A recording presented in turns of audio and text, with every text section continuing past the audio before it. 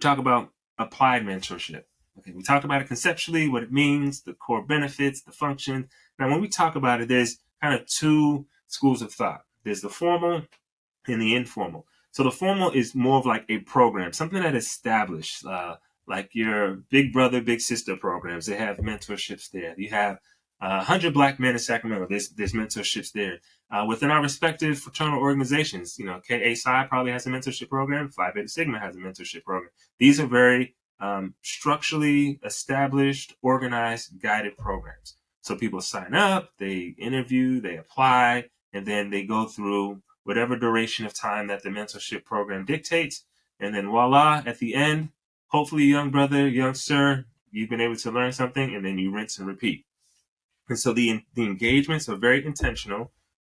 Progress is typically tracked because as organizations set up this infrastructure, they want to ascertain and assess how well are we doing. So sometimes it's data driven. And these are all great, all great. Then you also have the informal ones where it's We want to outside. the informal. Let me just add something to that from Yes. a workforce development, organizational leadership component of formal and applied mentorship. Essentially, sometimes organizations will give you different roles and responsibilities, maybe put you on a job rotation, maybe let you handle special projects. And so that type of formalized mentorship is to help you develop specific skill sets, aptitude, relationships, to kind of put you on a pathway for leadership. And so sometimes when we're at our jobs, we don't understand that the extra assignments or the rotation of work, or maybe they're giving you an assignment or something that you may not have initially desired to do, but Mm-hmm. seeing how it's rounding out the holes and gaps in your resume may allow you to, or may allow the job to kind of mentor you. Maybe along that pathway, you'll come across people who are more seasoned in what they're doing. It can give you, a little bit more advice, more wisdom, will support and help you develop. And so you got to kind of recognize that when you see it, and Mm-hmm. or seek that out, and so that you can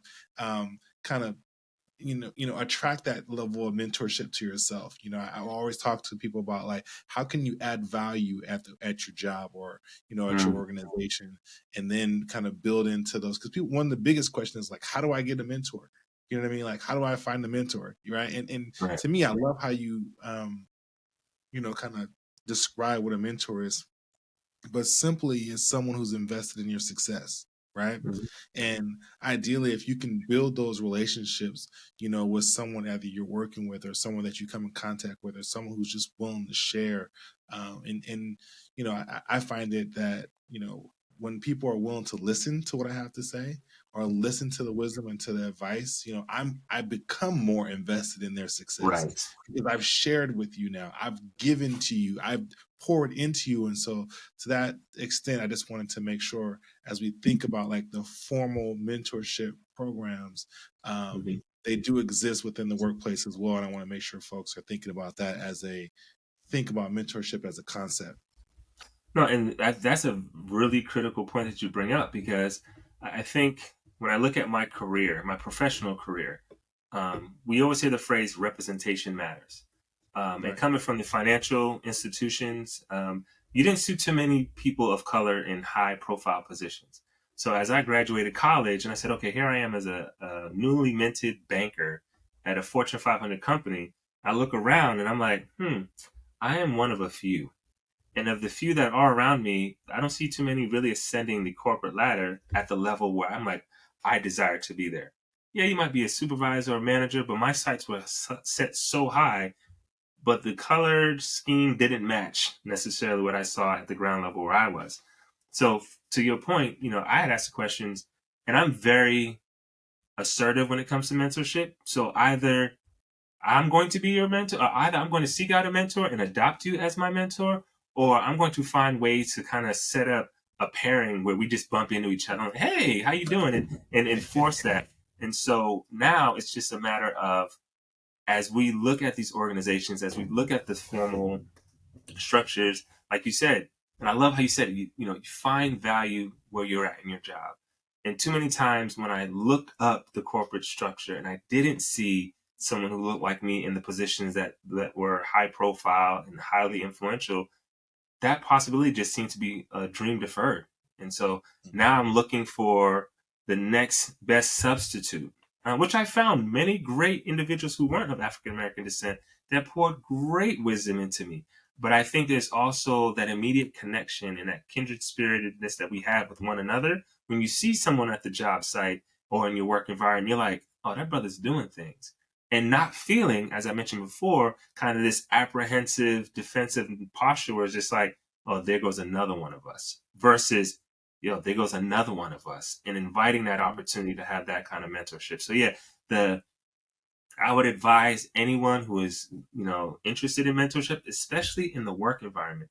You have human resource departments that have so many untapped, underutilized programs specifically for people that work at their organizations. Like and you can speak to this more so than I could, Jamil, but from an HR standpoint, the amount of money that is lost and having to retrain a new employee or to Right. bring somebody on board versus nurturing your current talent pool by connecting them with people that are of like-mindedness or on a similar career track, and then allowing that relationship to evolve, they get their return on investment 10 times over, because now they Absolutely. have someone that knows the organization, knows the culture, knows the objectives, and says, hey, we want to promote your success.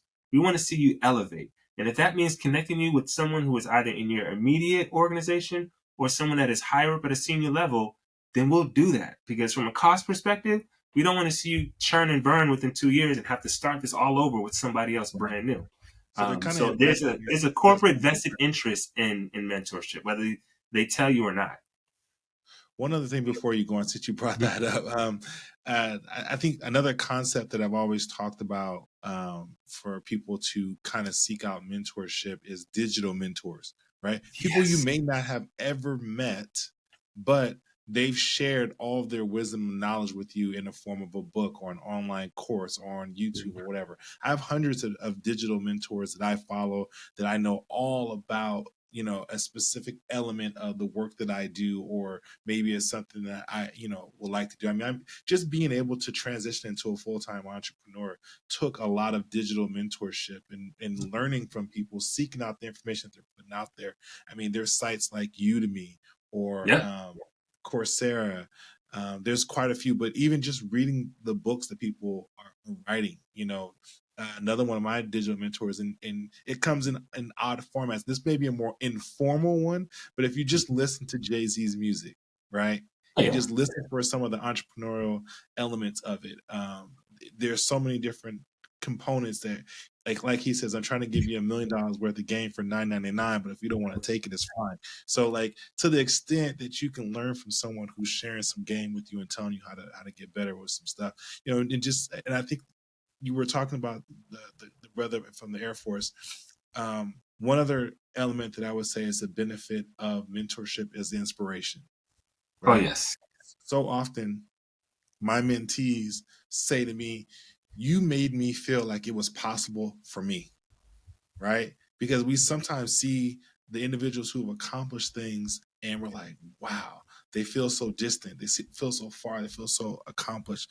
But to the extent that they make you feel like you can do it too, Right. that's another benefit from mentorship. So I think it's, for me, this is a topic that's near and dear to my heart. In fact, my first real job was a mentoring specialist for Sacramento City Unified School District, and so being in charge of the mentoring programs and having Hmm. so much to pull from all the mentors who have been in my life and deposited things into me when I was in charge of revamping those programs and creating a curriculum and creating the inspiration and information. It was so important to um, have a very intentional goal for connecting people, right? Right. I didn't just want to put adults in a room with young people or whatever. I wanted to make sure that we made the most of our time and that we both left fulfilled. Because I think the mentor is often more fulfilled in the fact that they are building a legacy in someone else than the person who's receiving it at the time.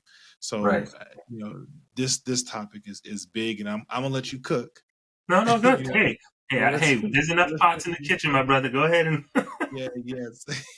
So I have so much more to talk about on this topic. In fact, we'll go back to the question that I asked you, the biggest lesson that I learned from my mentor that's really impacted my life. But we'll do that later. I want folks to really kind of, learn Okay. about, your elements of mentorship. And so we're here at the informal elements Yep. of mentorship.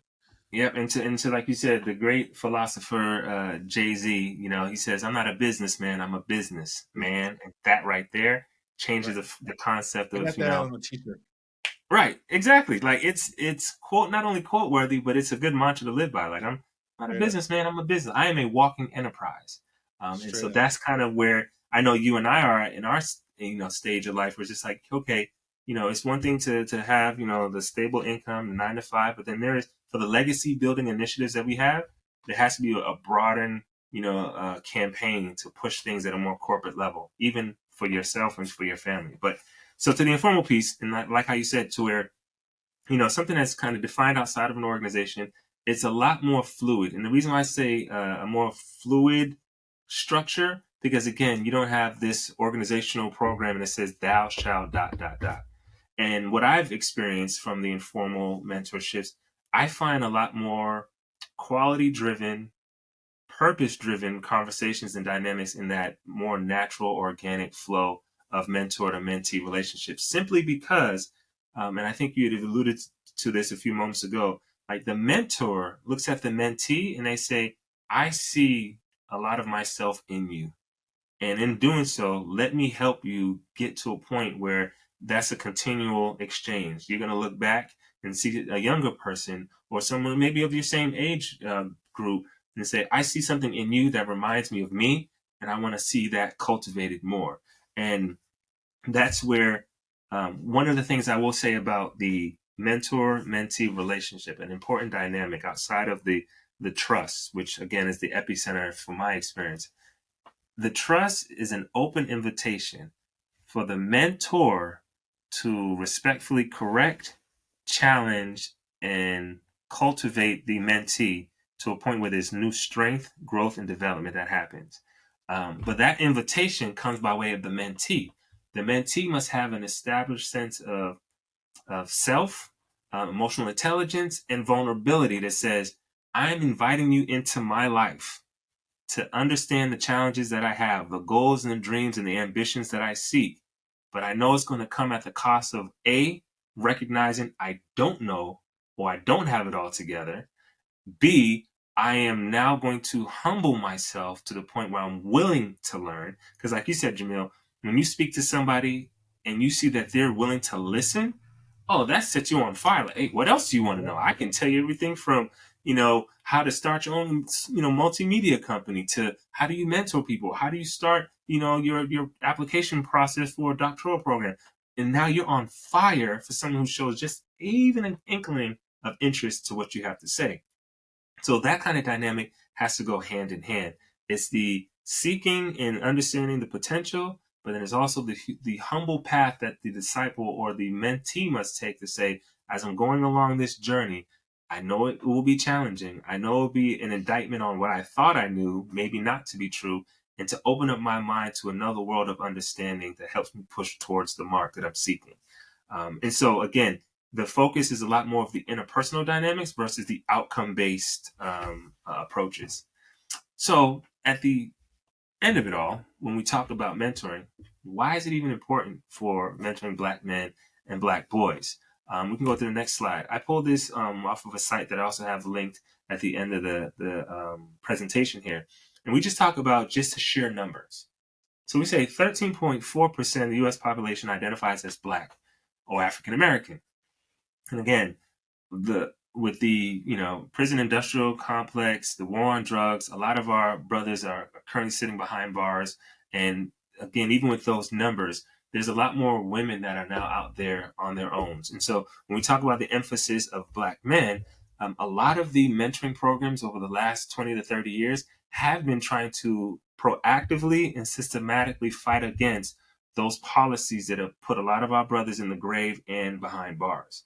Because you talk about the benefits is not only do you see a lot more socioeconomic mobility upwards, you see a lot more civic engagement. So you see a lot more of the social, psychological, and behavioral aspects of who we are as Black men steer away from riskier endeavors like drug abuse, alcohol, and things that would cause us to now be the leading group of suicides in America, to where it's now we're more intertwined with our families, our communities, and we're making more of a presence of who we are initially intended to be within our own rightful walks as men, to be leaders, to be servers of our community, and to be protectors. So the reason why this is important, because again, as I said at the very beginning, this is a matter of survival for us. We all probably have a story of where we came from, the environments that we survived, the trials and challenges that we've been able to endure.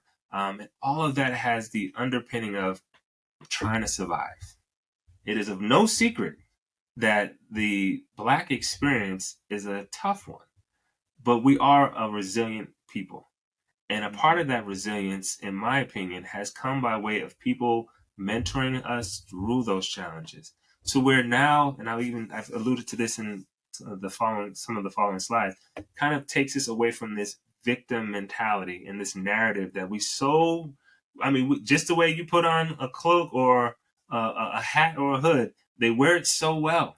They're just like, oh, woe is me. Well, you say woe is me because you feel like your situation is very dire or bleak. But when you have someone who is championing a better version of yourself, whether you admit it or acknowledge and accept it at that moment, they're feeding into you. They're planting seeds. They're cultivating in you something that you don't even see yourself. And in that moment where there's this epiphanal recognition of, oh, there's a world of possibility. There's a world of other options for me. Now you start galvanizing the path towards a better version and a better experience for your life. So when we look at the numbers, we see that 13% population Black. 16 of those have reported having mental illness. And the challenge is there's a lot more folks that are out there who are not reporting their mental illnesses. And I think there's also a stigma that comes with that. I think, especially growing up as an 80s baby, 90s kids, we always hear terms like, oh, they're special or they're touched or anything like that. And it's kind of like this, you abhor any conversations about addressing the issues that are plaguing our communities. So even those that report, only 16%. And as you see, that's 7 million people. That's Chicago, Houston, and Philadelphia. It's more numbers in those cities combined. And I know, Jamil, you've traveled a lot, and I know you're in Philly as well. There's a lot of Black people in Philly. There's a lot. And if you, A lot of people in general in Philly. And if that's, more than those three, those are some of the three largest cities in our country. So to right, kind of combine that type of population, I mean, that's 70% of Los Angeles. So it's exactly. yeah, So the that's numbers, so the reason why it's important, because statistically speaking, it's a significant number. Period, point blank. You're talking 7+ million people. And those are just reported numbers. The other part of why it's significant, not only for our survival, but for our legacy building initiatives. It's hard for you to build on a foundation that doesn't exist, right? So it's one of those things where, as we look at addressing the matters of Black men and mentorship, it falls lockheed in step with our mental health overall. Because again, we're here to try to help support Black fathers and their families. So as Black men are now starting to seek out more counseling, because the stigma has now, especially with COVID kind of changing the landscape of how we are very and truly social people, we need interactions. A lot of people come to terms where it's like in those couple of months, if not years of isolation from the rest of the world, people have had now the noise died down in their lives, but they take more of an introspective look at, who am I? What issues do I have? How do I address those issues? And again, I think that the COVID pandemic experience has caused it to be a greater push for mental health overall.